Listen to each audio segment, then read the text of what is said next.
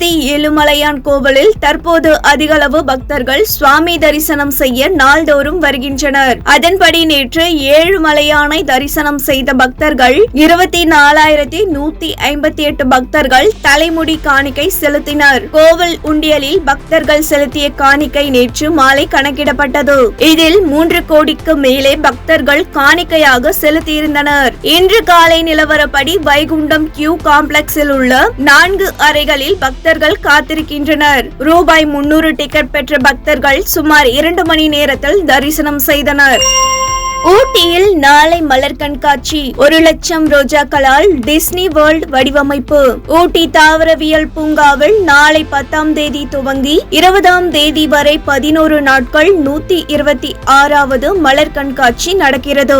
இதனையொட்டி 1,00,000 ரோஜா மலர்களை கொண்ட பிரம்மாண்ட டிஸ்னி வேர்ல்ட், காளான் ஆக்டோபஸ் மற்றும் மலர் கோபுரங்கள் உட்பட 10 வகையான மலர் அலங்காரங்கள், பல லட்ச ரோஜா மலர்கள், கார்னேஷன் மற்றும் செவ்வந்தி மலர்களை கொண்டு பல்வேறு அலங்காரங்கள் உருவாக்கப்பட்டு வருகிறது. E-pass நடைமுறையால் களையிழந்த season. ஊட்டி கொடைக்கானலுக்கு பயணிகள் வருகை குறைந்தது. வியாபாரிகள், லாட்ஜ் உரிமையாளர்கள் வேதனை. பாஸ் நடைமுறை காரணமாக ஊட்டி கொடைக்கானலுக்கு சுற்றுலா பயணிகள் வருகை பாதியாக குறைந்துவிட்டது. இதனால் வியாபாரிகள், லாட்ஜ் உரிமையாளர்கள் வேதனை அடைந்துள்ளனர். அவர்கள் இ-பாஸ் முறையை ரத்து செய்ய வேண்டும் என கோரிக்கையும் விடுத்துள்ளனர்.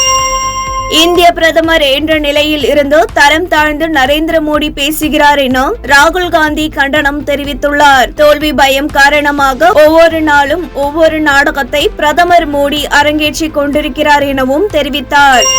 கோடை விடுமுறையால் சிறப்பு வகுப்புகள் நடத்தக்கூடாது என தலைமைச் செயலாளர் சிவ்தாஸ் மீனா தெரிவித்துள்ளார். அனைத்து அரசு, தனியார் பள்ளிகளில் சிறப்பு வகுப்புகள் நடத்துவதை தவிர்க்க வேண்டும் என தலைமைச் செயலாளர் தெரிவித்துள்ளார். இதனை உறுதி செய்ய அனைத்து மாவட்ட ஆட்சியர்களுக்கு தலைமை செயலாளர் சிவ்தாஸ் மீனா அறிவுறுத்தியுள்ளார். வெப்ப அலை வீசுவதால் மாணவ மாணவிகளின் நலன் கருதி சிறப்பு வகுப்புகள் நடத்தக்கூடாது என தலைமை செயலாளர் தெரிவித்துள்ளார்.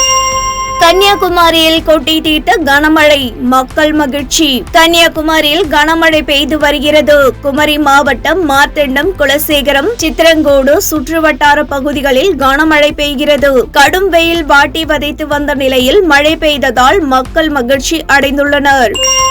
சிவகாசி அருகே செங்கமலப்பட்டியில் பட்டாசு ஆலை வெடிவிபத்தில் உயிரிழப்பு 9ஆக உயர்ந்துள்ளது. பட்டாசு ஆலையில் ஏற்பட்ட வெடிவிபத்தில் 7 அறைகள் தரைமட்டமாகின. பட்டாசு ஆலை வெடிவிபத்தில் 6 பெண்கள் உட்பட 9 பேர் உயிரிழந்தனர். சம்பவ இடத்தில் மாவட்ட துணை காவல் கண்காணிப்பாளர், வருவாய்த்துறை, தீயணைப்பு அதிகாரிகள் ஆய்வு நடத்தி வருகின்றனர். பட்டாசு விபத்தில் காயமடைந்தோர் சிவகாசி அரசு மருத்துவமனையில் அனுமதிக்கப்பட்டுள்ளனர்.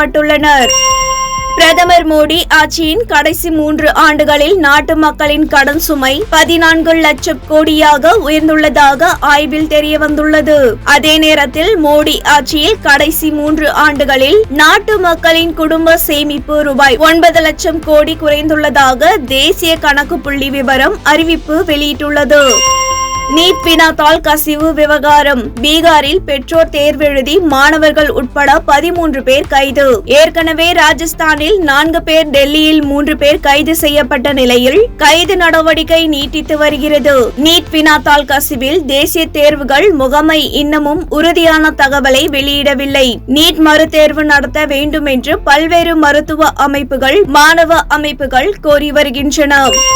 ஹஜ் பயணிகளின் புனித பயணம் தொடக்கம். டெல்லியில் இருந்து 285 பயணிகளுடன் முதல் விமானம் புறப்பட்டது. ஒவ்வொரு ஆண்டும் உலகம் முழுவதிலும் இருந்து 25 லட்சம் முதல் 35 லட்சம் பேர் ஹஜ் புனித பயணம் மேற்கொள்ள சவுதி அரேபியா அரசு அனுமதி வழங்குகிறது. 2024 ஹஜ் ஒதுக்கீட்டின்படி சவுதி அரேபியாவுக்கு 1,75,025 இந்திய பயணிகள் ஹஜ் பயணம் மேற்கொள்வார்கள். இதனை ஒன்றிய விவகார அமைச்சகம் வெளியிட்ட அறிக்கை தெரிவிக்கின்றன.